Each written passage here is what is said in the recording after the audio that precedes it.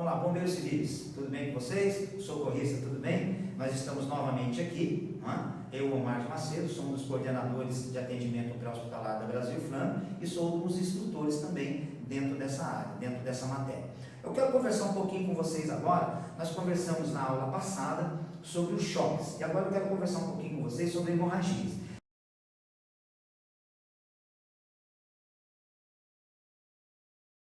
A hemorragia dentro do APH é a primeira declaração que eu tenho, tá certo?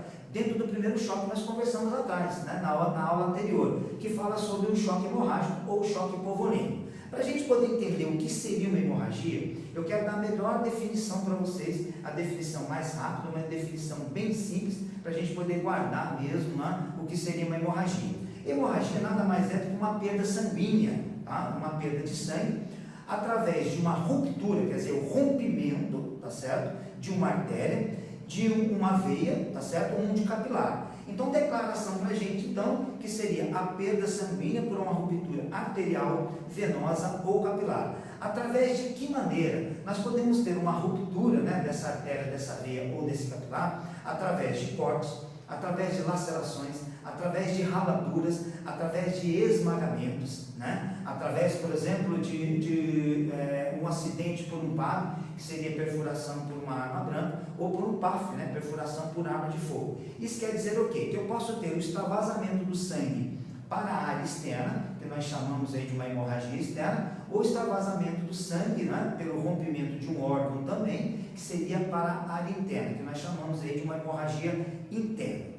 Para a gente poder entender o que seria esse extravasamento, a gente precisa caracterizar quais são, vamos dizer assim, né, as condições quando eu chego na vítima, né, dentro da análise primária e secundária, e a presença de sangue ou não. Se eu tiver a presença de sangue, fica mais fácil para eu poder entender uma hemorragia externa, aonde ela está localizada e quais seriam as suas gravidades. Se for uma hemorragia interna, eu só vou conseguir classificar essa hemorragia ao toque, eu vou ter que apalpar, né, o organismo dessa pessoa, se ela poder me passar o local onde ela sente dor ou não, né, e ver as deformidades. Se for na área torácica, na área abdominal, provavelmente você vai ver uma deformidade, porque o sangue ele vai procurar justamente as cavidades que nós temos dentro do nosso organismo. Então agora, nesse momento, eu quero que você guarde bem essa informação sobre as características, né, de uma hemorragia. A primeira característica é a causa. A causa nada mais é do que uma ruptura de um vaso sanguíneo. Então, para eu ter uma hemorragia, a causa seria a ruptura de um vaso sanguíneo.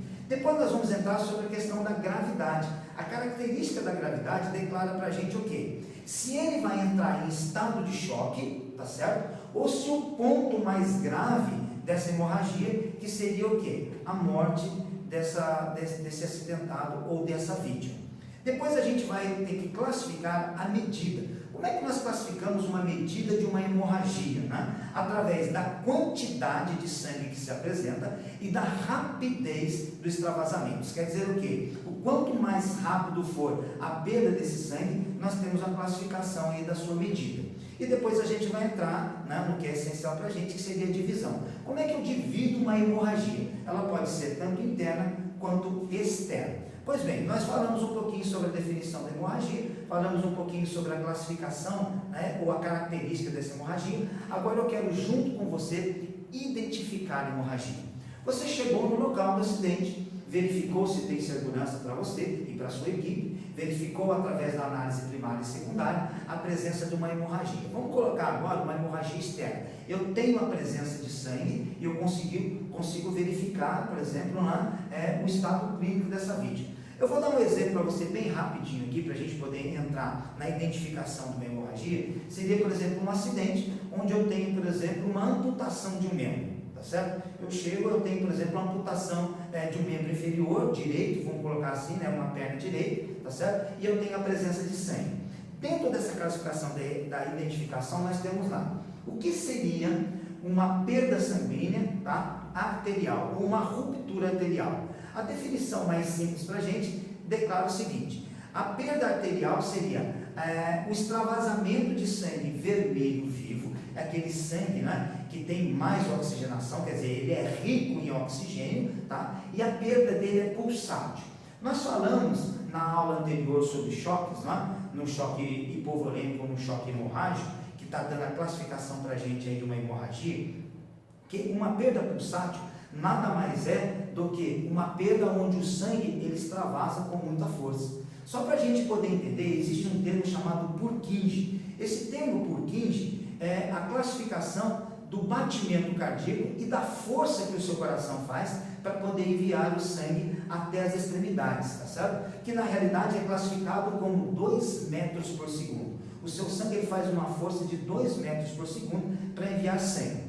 Vai aí uma observação para você poder entender. Hoje, se você olhar no seu espelho e você ver o seu corpo, você tem aí em torno de 96 quilômetros entre artérias, veias e capilares no seu corpo. Então, o seu coração ele tem que fazer muita força para poder enviar sangue para as áreas mais distantes do seu organismo, correto? Então, a perda arterial ela se caracteriza pelo sangue, né, de cor vermelho, não é? Vivo, com a presença rica em oxigênio e com perda pulsátil.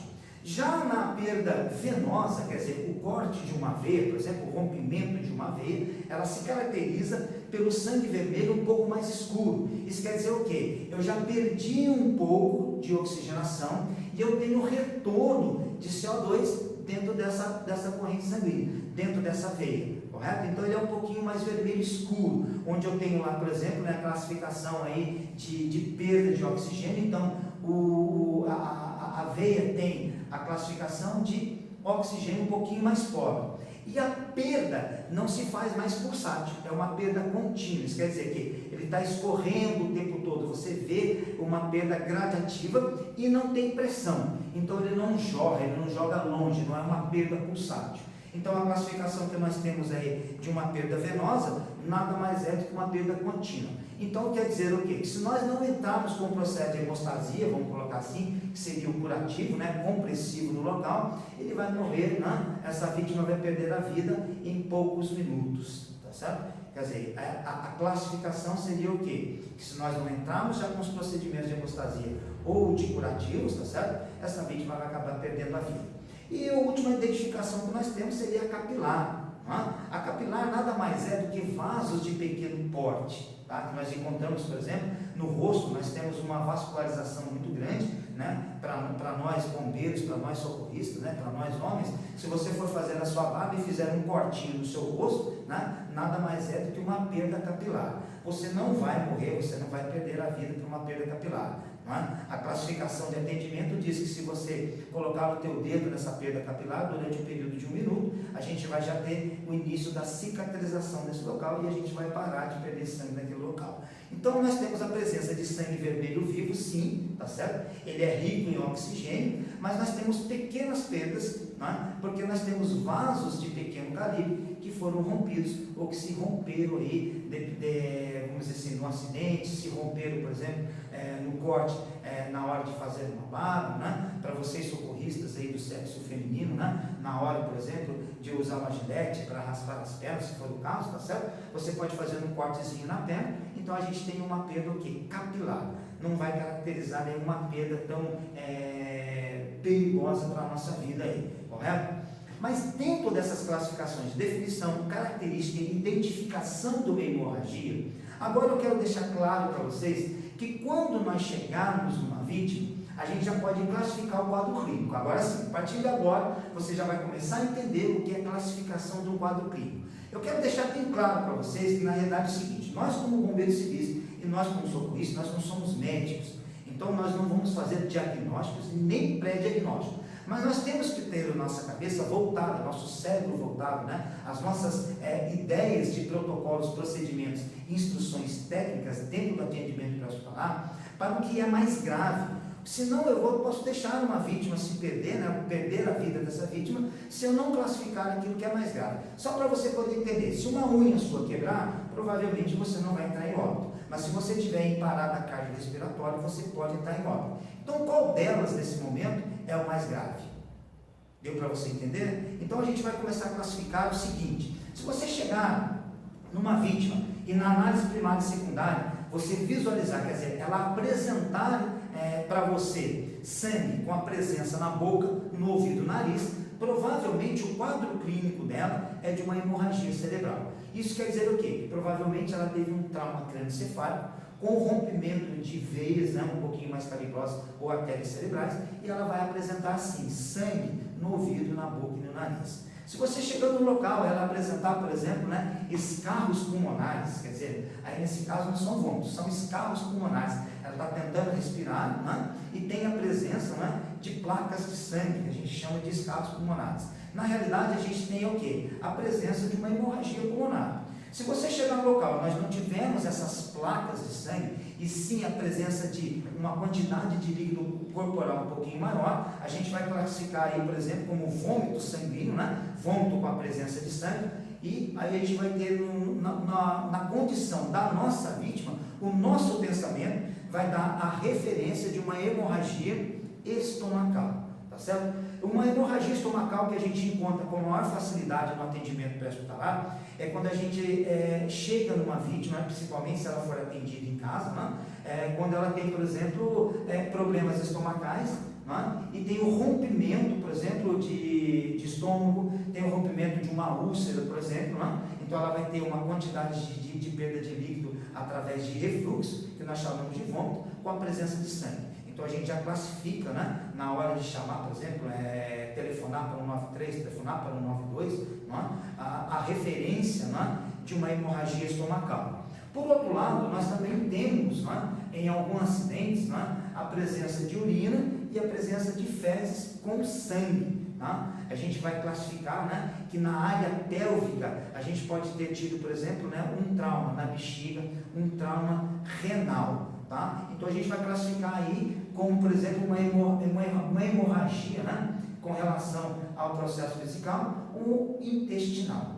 Correto? Se a gente chegar na vítima e encontrar essa vítima com a presença com fezes ou com urina com sangue, a gente tem uma classificação de uma hemorragia que pode ser vesical, que dá a classificação para uma hemorragia ou um trauma na bexiga ou nos rins, ou também no intestino, se for com presença de fezes. Para a gente terminar aqui, né, para a gente classificar riscos, né, e o maior risco de uma hemorragia está classificado a uma vítima do sexo feminino.